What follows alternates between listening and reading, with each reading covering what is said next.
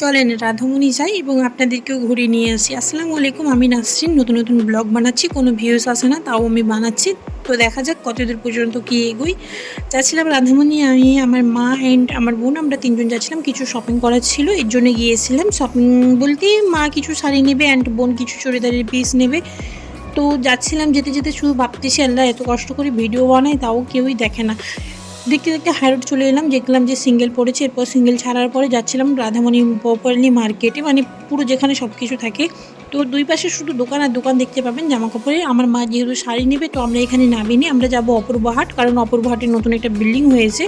ওখানে সমস্ত কিছু পেয়ে যাবে, ছেলে থেকে মেয়ে থেকে সমস্ত কালেকশন ওখানেই পেয়ে যাবে। এক বিল্ডিংয়ের নিচেই সব কিছু, তিনতলা বিল্ডিং, ওখান থেকে আপনি সব কিছু পেয়ে যাবেন।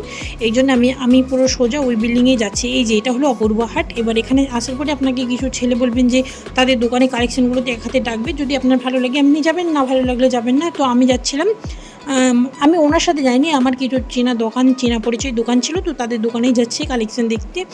এন্ড আমি যাচ্ছিলাম, এই যে এই বিল্ডিংটার কথা বলছি, তিনতলাতে। আমরা পুরো তিনতলাতে চলে যাব।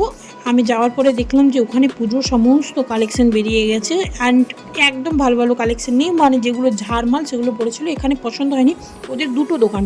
তো একটা ভাই বললো চলো নিচে নিয়ে যাচ্ছি। এই যে নিচে এসে দেখলাম যে না, এখানে তাও কালেকশনগুলো আছে ভালো।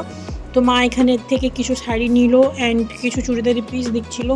চুড়িদারের পিসটা খুব একটা পছন্দ হয়নি, তো ওখান থেকে একটা চুড়িদারের পিস, আর আমার বেড নিয়ে একটু ডিস্টার্ব হয়েছিল, তাই আমি গিয়েছিলাম। কেনাকাটা করতে করতে কখন যে 3টে বেজে গেছে বুঝতেই পারিনি। তো এত জোরে খিদে লাগছিল, তো ভিডিওটা আর করলাম না। ভিডিওটা এই পর্যন্ত। ভালো লাগলে তো জানেন কি করতে হবে,